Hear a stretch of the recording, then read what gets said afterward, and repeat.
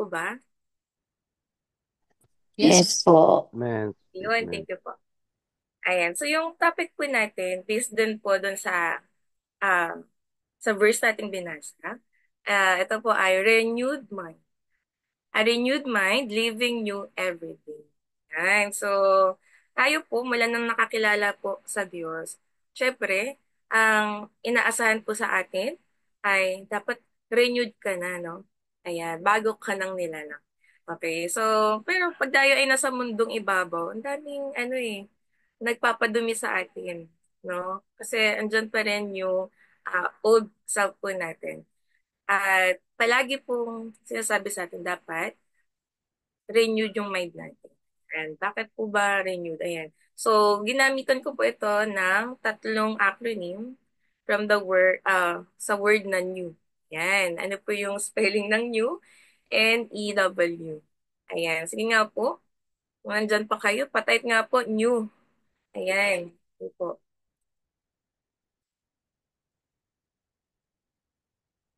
Yun o. Salamat po sa mga nagpa-participate. Ayan. So, new, meaning, ano ba yung renew? So, ang ibig sabihin po pala nito ay reestablish, revive, or restore. Diba?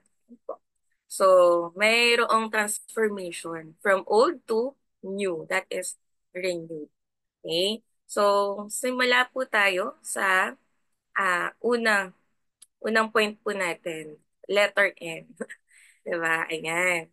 So, nurture a humble mindset.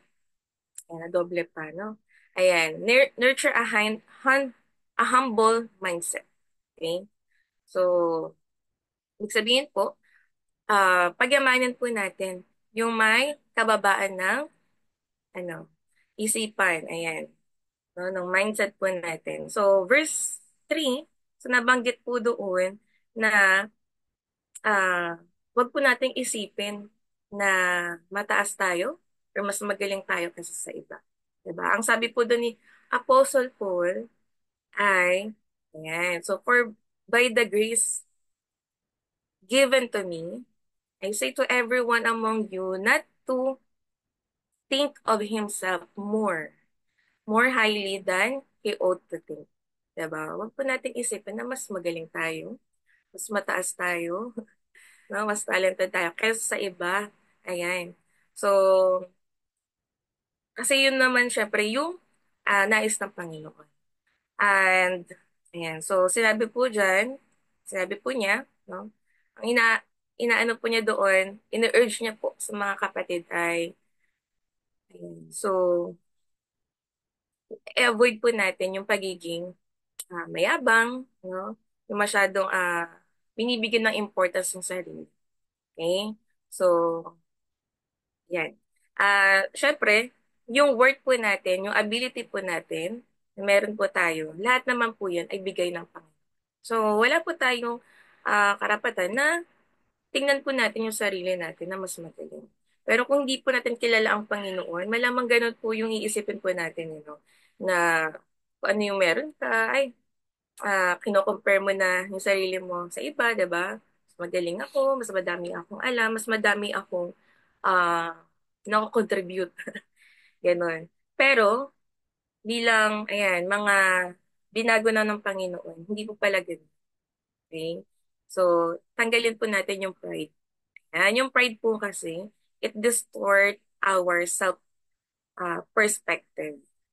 So, kaya po hindi po maganda na merong pride, 'di ba?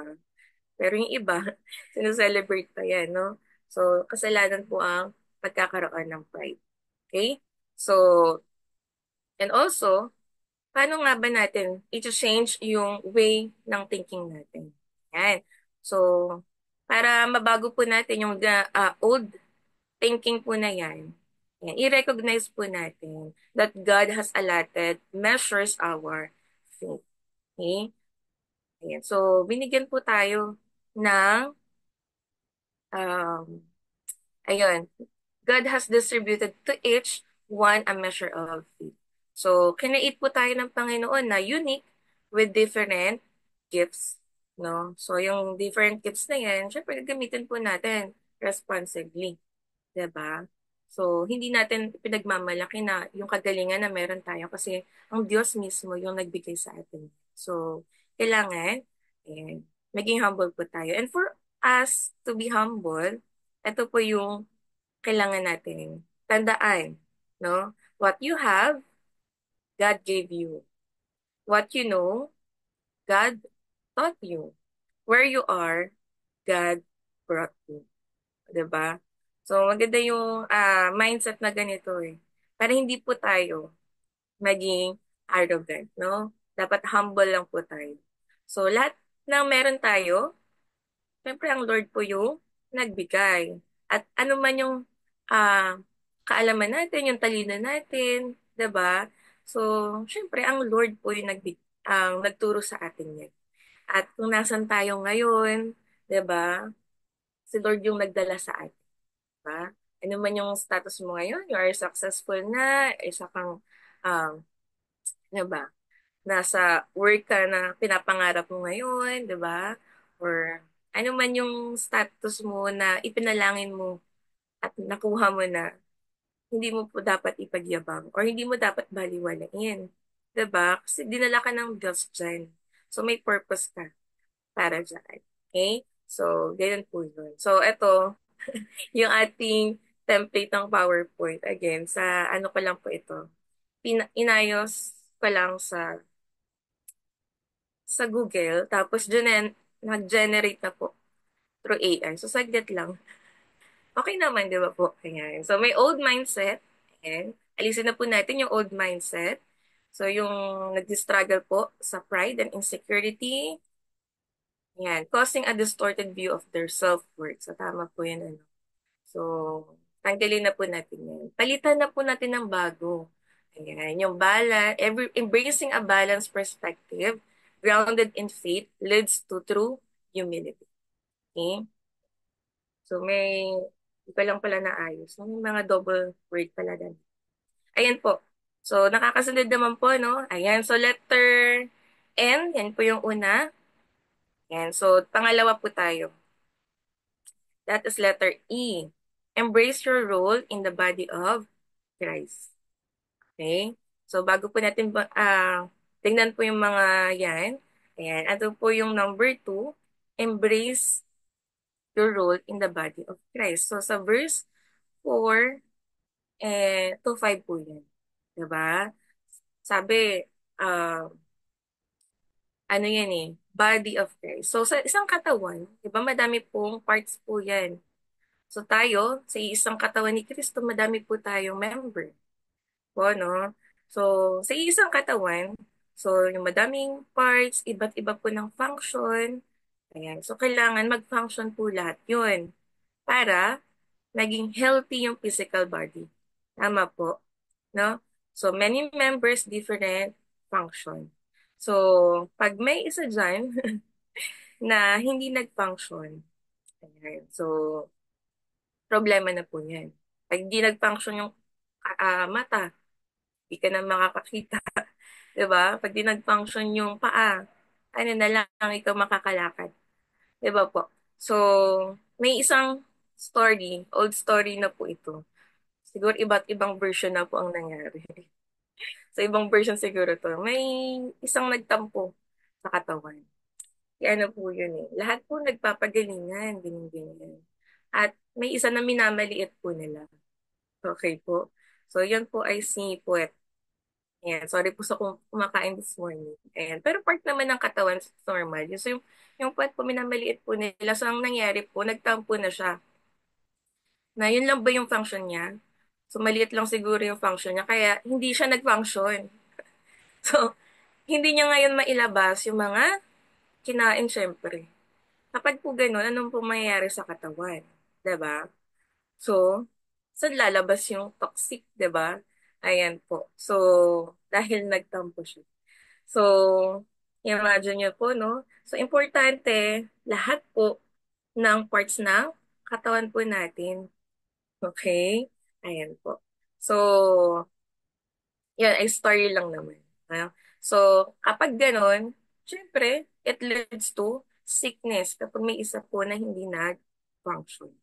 Okay? So, sa body of Christ, so, inaano po dito ni Apostle po, ini-illustrate po dito yung unity. Okay?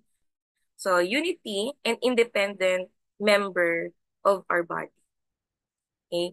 So, ibig sabihin, tayo na iba't ibang tao, iba't iba ng function, iba-iba ng gifts, iba-iba po tayo ng ugali.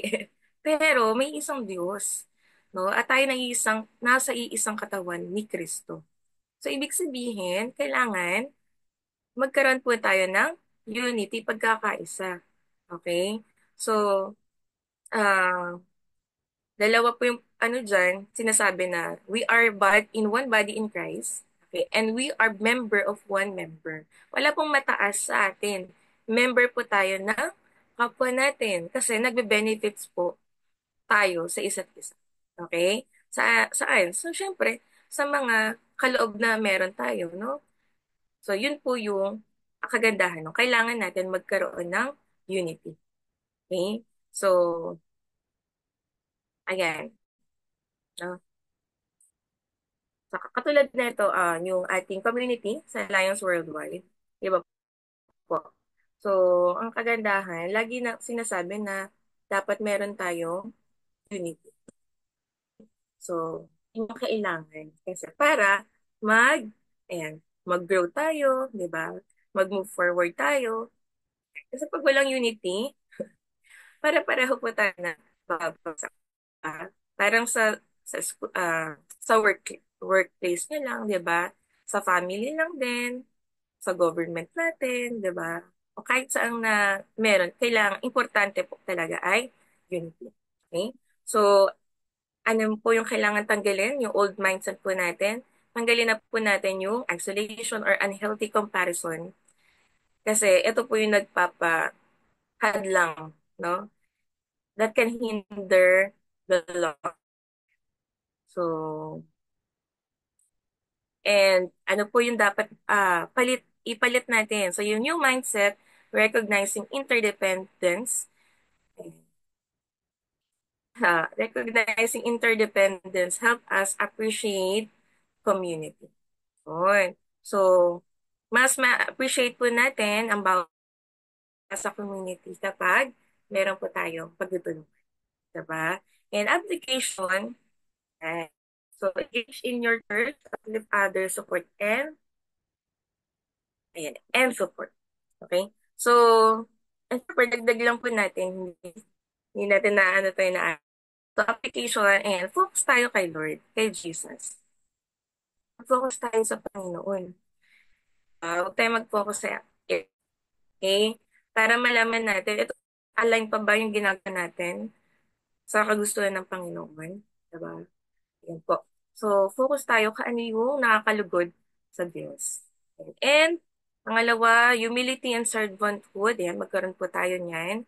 Siyempre, para sa unity, kailangan huwag nating tingnan na mataas tayo kaysa sa iba.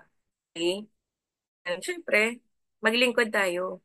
Ayan, magkaroon tayo ng malasakit sa kapwa natin. Okay? Pangatlo, open communication. Diba? Para mas magkaintindihan ng lahat, kailangan open tayo. Ano ba yung kailangan mo, Mets? Para matulungan kita. Lagi sinasabi yan ni Mentor Mark. Ayan, no? So, kailangan open sa isa't isa. No? At yan ang sinasabi lagi ng mga mentors natin. And forgiveness and reconciliation. No? Para mag-move forward din tayo, hindi tayo dapat ah, kumbaga ano ba yun, nagdudwell sa sa hinanakit or something. Kasi hindi tayo makaka-move forward. So, kailangan merong forgiveness, no? And reconciliation. Yan. So, importante po yung mga yan para sa unity, okay? Na tayo ay, ayan, nasa iisang katawan ni Kristo. Okay po? Ayan. So, pangatlo po tayo. Mabilis lang po ito. So, W na po tayo, work diligently with your gifts. Ayan. So, nabanggit po doon sa verse 6 to 8. Ayan. Tayo po ay binigyan ng kaloob. We are given na mga spiritual gifts. Okay? So, lahat po tayo may gift, no? Skills, no? Minsan hindi lang na-discover ng iba kasi hindi pa nagagamit. Diba? So, gamitin po natin yung mga gifts na iyan. Okay? So, yung spiritual gifts po, grace gift din po. Tawag po dyan grace gift, no? Divine and enablement. O, diba? So, gamitin po natin kung ano yung pinagkaloob at natin magagamit. Ayan. So, tignan po natin ano ba yung need dun sa community. Okay po. Tingnan natin ano ba yung need sa community. Baka magagamit tayo doon, 'di ba? So, sa church, ayan, gusto mo ikaw yung magpakanta ng magpakanta. Pero hindi naman pala yun yung need kasi marami na kayo. Saan ka pwede, 'di ba? Kailangan pala magturo sa Sunday school, sa mga bata. Okay? Ayan. So, kailangan ikutan mo lahat ng ministry para malaman mo, ay, meron pala akong gift para doon. 'Di ba? So, minsan, kailangan lang volunteer tayo kung saan kailangan. Kaya, i-allow mo yung mga opportunity na ibinibigay sa iyo. Tapos, doon mo malalaman na may galing ka pala doon sa bagay na iyon. Parang dito lang din sa community na meron tayo na before, member ka lang. Tapos bigla kang natawag. Oh, Mens, baka kaya mo itong gawin. Gawa ka ng poster. Na poster, sige. So hanggang sa na-discover mo, kaya mo naman pala, no? Tapos na i-improve mo pa, 'di ba? So yun yung kagandahan. Ako bilang isang teacher, hindi ko before hindi po talaga ako na naisip na magtuturo kasi sobrang tahimik ko po talaga. At nahihiya po talaga ako magsalita. Ganyan. So, tapos nung college na ako, hindi rin ito yung kurso na gusto ko. So, last option kasi yun lang yung meron dito sa malapit. So, mag-teacher. Ayan. At kung gusto mong libre ka, kasi ililibre po dapat ako ng tito ko kapag magti-teacher ako. So, so dahil gipit tayo sa budget, kaming family. So, yun lang po, no? Ang nangyari, naging teacher po ako. Tapos sa isang church na meron ako, parang ang aking ministry ay magturo sa mga bata. So parang minsan nakaka-feel ako ng ang tawag dito, nabe-burn ka na, burn out. Nagtuturo ka na weekdays, magtuturo ka pa Sunday, weekend. Magpe-prepare ka din weekend. So, may ganun, no? Nafe-feel mo din yun. Pero, syempre, kailangan, balikan mo lang bakit ka na nagtuturo, di ba? Or ba't ka nandoon? Ba't mo ginagawa yung isang bagay? Tapos, um, nasa 2 years na ako in private, tapos naisip ko, lipat kaya ako ng ibang area. Hindi kaya ako magturo. So, napunta ako sa isang Christian company. Pinipili ko pa din mga Christian company. So, napunta ako sa isang microfinance. Tapos, bago ka maningil, magtuturo ka pa rin ng word of God sa mga nanay. So, doon yung first time ko ma-experience na ang audience ko naman, hindi mga bata, kundi mga nanay. So, may kaba pa din. Pero andun ka na work mo yun. So, kailangan mong gawin. Ayan. Tapos, meron silang, ano, isang Saturday na magtuturo ka na sa mga bata. So, parang iniisip ko, umiiwas ako sa pagtuturo. Pero dinadala ako ni Lord kung saan kailangan mo magturo. Di ba? Parang, ang kulit lang. Kulit ni Lord. Lumalayo ka, tapos binabalik ka niya kung saan ka nararapat. Kung saan yung gift mo. Diba? Ayan. So, ang kulit lang po. Ayan. Tapos ngayon, andito tayo sa isang community din sa I Am Worldwide na magtuturo ka din sa devotion naman. Diba? So, ang ano lang, na kung saan ka nilalagay ni Lord kasi dapat doon ka. So, ibig sabihin, opportunity, yung mga opportunity na meron ka, i-grab mo pala yun. Tapos, dati sobrang mahihain ako, pero may nagsabi sa akin na, okay lang matakot, kabahan, pag huwag ka ganyan. Pero, ano, bawal okay lang kabahan, pero huwag ka tatanggi. Kasi opportunity yan, no? Para ikaw ay mag-grow. So, ganun pala yun, no? Yun yung natin. Kapag ano, na-appoint kayo, na-up na mag-abutan ka, ganyan. Sabihin mo, hindi mo kaya. So, what lalo pag go. Okay? Sige po. So, yan lang po, no? So, use your gifts personally sa bigay yan ng Lord and use your gifts properly. So, yung gift na yan, yan mo, dapat at mas magagamit ka ng Panginoon. Kung sa pagtubig kang nasa Panginoon, no? Nagbabasa po tayo ng Bible. Ayan. And then, alamin mo ano yung purpose mo sa community. So, diba? So, idehan po natin yun sa community. Kung saan tayo nilagay ng Panginoon. Okay?